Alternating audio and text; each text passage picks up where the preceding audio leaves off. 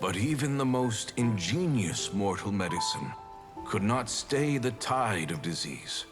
And after working tirelessly for many years, even his dearest loved ones fell sick and bade their final farewell.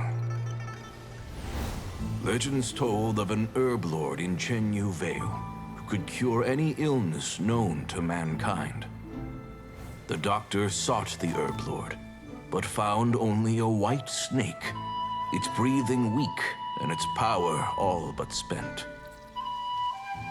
Sign this contract. Lives of others. And generation upon generation followed in these footsteps.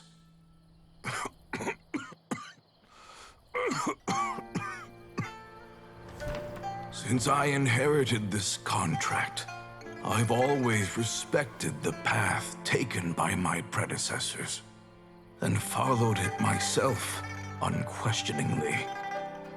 That is, until I tried to use the art to save my own disciple's beloved. She begged me not to use up my own life force.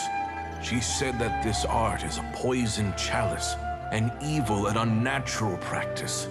She did not wish to sacrifice one life for the sake of another, when both were lives she treasured. Only then did it occur to me. Did I not suffer when my master passed away, just as patients' families do at their loved one's deathbed? Are not the lives cut short by this contract just as worthy of saving as any patients? What is this contract to us? Medicine or poison? Alas, I no longer have enough time left to find the answer. I entrust to your care both Changsheng and this final question. May you find a remedy for this conundrum, which has ailed us so. Time and again, no matter how much I try to warn them or balance their chi, I can never save them. And you?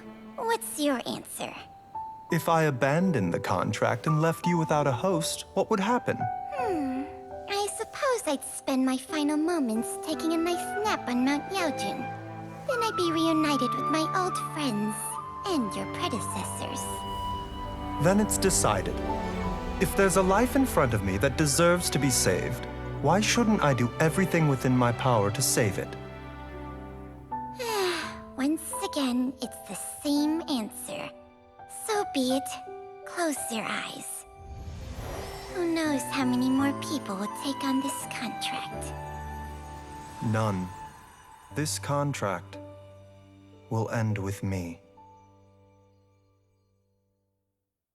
My contract has strict requirements on the host's natural temperament. All my hosts have been most pure of heart. But when one with an altruistic nature gains access to this art, they are more seduced than the average person by the miracle of overturning the laws of life and death. Though they know better than anyone else the fate that awaits them, when faced with the sorrows of humanity and the pain of losing their nearest and dearest, they cannot help but reach beyond human means. They are like moths that throw themselves into the flame, seeking a glimmer of hope in a dark world filled with pain and suffering. So, Baihu, does that mean...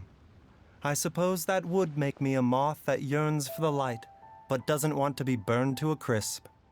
Changsheng's art can transfer pain and suffering between people, but it cannot reduce the total amount of pain in the world. It's just like we witnessed. Either Jia Liang feared for Jiang Li's life, or Jiang Li grieved over Jia Liang's sacrifice. I have nothing but the utmost respect for my predecessors, who sacrificed their lives for their principles. But I do not wish to join their ranks, nor do I wish to pass on this contract to anyone else in the future. Huh? But didn't you already transfer a ton of diseases onto yourself? What makes a poison, poison? And what makes a disease a disease? When it comes down to it, are not both mechanisms that affect the operations of the human body? If disease is defined as deviation from normal functioning, then who knows? Perhaps the true elixir of immortality could in fact be a kind of poison. Many may view the notion of searching for immortality in poisons and illnesses as a flagrant violation of the natural order. But to me, it is no different from the way our ancestors tested the medicinal qualities of herbs by sampling each and every one. I don't want those who come after me to lose their lives to this contract. Nor do I wish for Chengsheng to perish from losing her host. This leaves only one solution, doesn't it? Precisely. I will be Chengsheng's final host, and the tradition of passing down the contract will end with me. Even the gods of old struggle to achieve true immortality.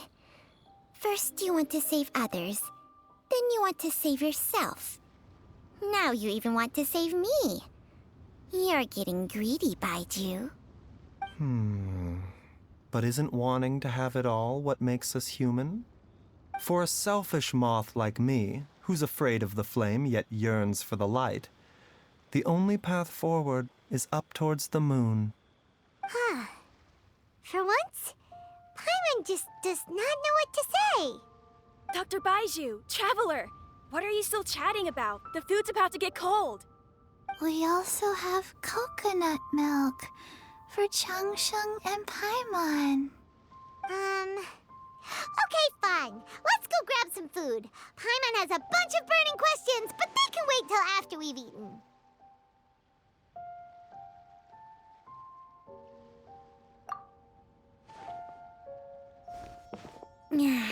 I do envy Paimon sometimes. Eating her fill is enough to satisfy her body and mind. True. And yet, although we call them simple pleasures, are such things as these not precisely why we mortals cling desperately to the life we have?